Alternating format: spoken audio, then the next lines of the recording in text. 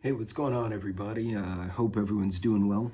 I'm still catching up on the stuff in the house from the trip, and like many of you, I'm getting the house ready for family that are eventually going to meander in on or around Christmas or thereafter.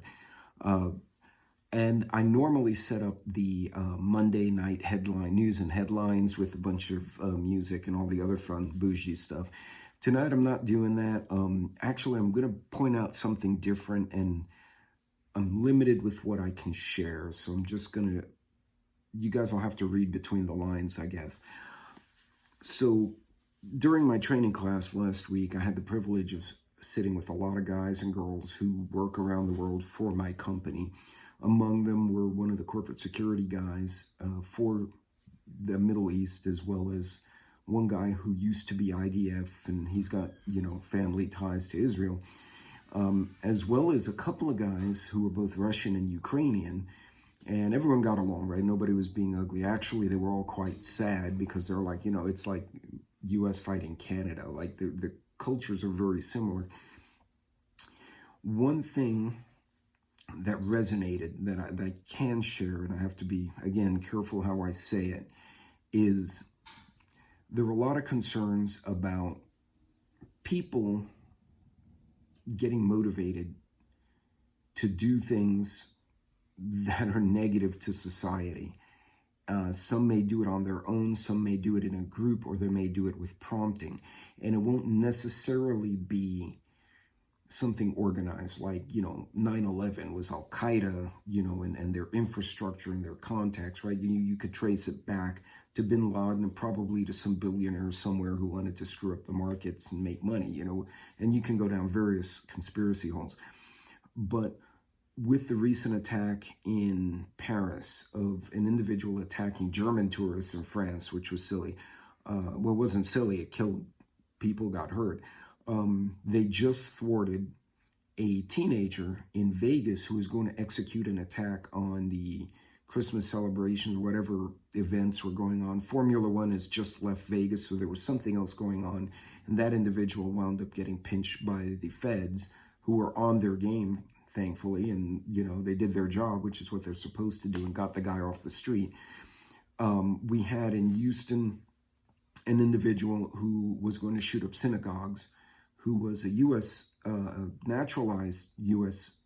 Resident, but had come from the Middle East. But it's gone both ways. So we've had a nutbag go and kill a Muslim child and attack family members and whatnot. And everyone at the table, we were having kind of this deep discussion, kind of agreed that these are the hardest things to prep for. Because it's almost like a tornado, right? You see the hurricane, the hurricane's coming. You see, snowstorms, it's coming. The fires, even the Maui fire, as fast as it moved, there's a chance that you can be alerted. Obviously, Maui, they failed epically to warn the people in time, but normally there's kind of this window of opportunity to react. Something like this, if it goes unnoticed, becomes really, really, really difficult to manage. And it makes it difficult to respond to. A lot of us, I know Jason, Angry Prepper, went into it in great detail on the attack in Mumbai, which was kind of horrifying. And I've discussed it as well. I think several of us have. That was a difficult attack to counter because they came in to the country unnoticed. They stole a fishing boat and then used the fishing boat to deploy pairs and groups of people all around the coast of the city. And then these guys and girls all attacked at once. They did the same thing in Paris with the Charlie Hebdo attacks, right? There was a group that went and attacked the newspaper, but then there were other teams. They just weren't quite as coordinated. The Mumbai attack was very coordinated. They were very well equipped, and it caused a lot of damage. And then the Indian security forces that were available were not trained to deal with hostages, to deal with counterterrorism. Those teams were in another city and they were en route. So the police response was super ugly, and it just resulted in a lot of casualties. These are things that are very hard to prep for. So, that was pretty deep conversation, so kind of heavy, and I walked away from that going, well, hell, how do we prep for that? And the most important thing, I think, is to keep your fundamentals there. I'm going to go back to what my sensei used to tell me, is if your fundamentals are solid, your footwork, your health, your body position, then when you spar, when you compete, you'll be more successful than someone who's sloppy top to bottom. The same should apply for preparedness, right? So when you prep, make sure you have a decent bag in your car, whether you want to call it a bug out bag, a get home bag, a chupacabra bag, the ravioli bag, whatever the hell you call it. Have that kit, and make sure the kit has stuff that not only makes sense, but that you know how to use, right? If you get, a bougie widget and you stick it in your bag and you use it once, but you don't practice with it, it's going to become a liability. Now it's just something heavy instead of something that will add value to your situation. So, in my company, we talk about adding value to projects, right? Yeah, you pay us to do something, but we do it so well that there's dividends on the other side. Take the same approach with preparedness. And especially as we get close, right? Hanukkah's kicking off now, as of this date, which is the 4th of December. I think we're in the second day of Hanukkah. You have Christmas, you have Kwanzaa, which is, I think it moved because it's a lunar base, but anyway, and you have New Year's. There are going to be large gatherings of people in a lot of places. For instance, the protests in Rockefeller Center, where the pro-Hamas folks or pro-Palestine folks were kind of disrupting the Rockefeller Christmas tree. Imagine if a bad actor from either side decided to do something in the midst of that crowd. It would have been like the Boston bombing. It would have been an epic disaster. There would have been such a concentration of people, it made them a target. So what do? One, make sure your fundamentals are good, right? And that starts with making sure you have that good kit and you know how to use the basics. And even if it's a small kit, even if all you have is a first aid kit, a tourniquet, a flashlight, and an extra jacket and a pair of sneakers so you can run away, that's better than the person with no change of clothes, the wrong footwear, they're wearing flip-flops, they don't have a first aid kit or any snacks. You get what I'm saying. Keep your fundamentals. And if it means you have to scale down your EDC to build it back the right way, that's not a bad idea. 2, pay attention. The situational awareness, and I've harped on this, is key. And honestly, I have to do it because of my job, right? I have cranes and heavy equipment and explosives and high pressure. If I don't pay attention, I'll just get squashed or electrocuted or blown up or something, right? You need to pay attention to this. Now, how do you learn that, right? Not everyone is as alert as anyone else. Train yourself. And it can be very simple. You can just go out and you can do it with your kids. Okay, the I Spy game. You walk into Walmart, how many registers are open? What do you spy? Have the kids play it with you. How many people at the Starbucks line, at the coffee or whatever? Have the kids play it. What's the color of the man at the front of the building? What's the color of his jacket? He's wearing a red jacket. Understanding how many children are running through the store, playing those little games, walking in and immediately identifying where's the bathroom and then where are the exits if I can't come out the way I came in. These are super important. Now, one thing I did learn through some training I took when I was still in the Guard is most mass shooters,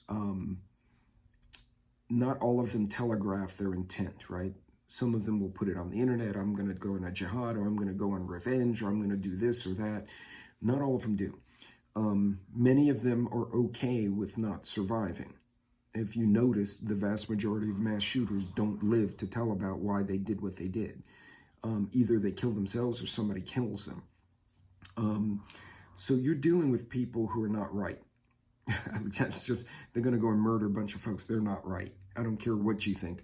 It just doesn't make sense. So it's important to make sure that you have your basics. When you go out, make sure you're in clothing. Obviously, you have to wear certain attire for certain events.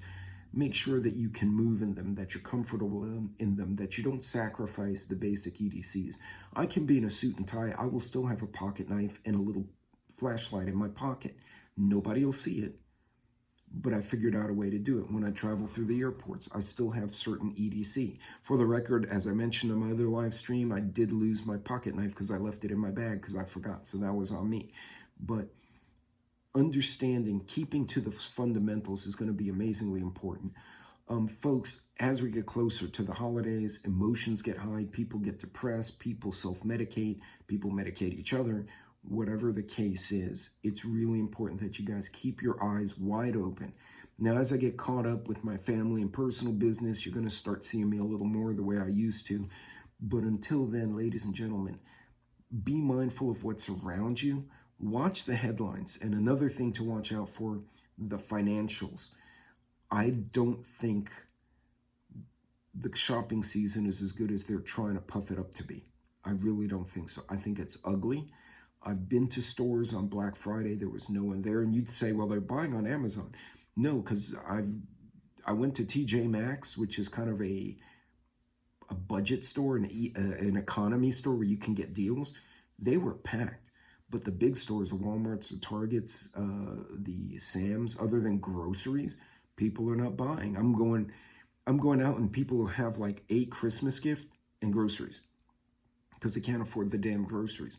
So that's a wild card. If that turns out bad, the market's going to freak. And if it's going to freak, again, not a prediction, I'm not a financial analyst, and even they get it wrong, but if it's going to freak, it's going to be after Q4 when they see the results from the last quarter. And they're going to realize the consumer in the West in general is cratered. They're suffering, they're losing homes, and it's heartbreaking. So 2 things going on, right? You have all this religious, political, ideological violence, and then you have a lot of people under stress with the economy, and that just magnifies the chances of bad players. So folks, go to your fundamentals. Check your bag, first chance you get, tonight, tomorrow, whenever, and make sure you have your basics there. Make sure the way you dress, you can move, right? You don't want to be in an SHTF in high heels or in steel-toed boots when you can switch to sneakers or hikers, right? You guys get what I'm saying. In any case, hopefully I'll see you guys a little later on as I start kind of catching up with the necessities of life over here. Until next time, God bless, Godspeed. I will see you all later on, and keep an eye out because I may throw some random lives in there basically when I can. I enjoyed chatting with all of you. You guys be safe and pay attention. Watch what's going on. I will see you on the next video, and you guys enjoy your week.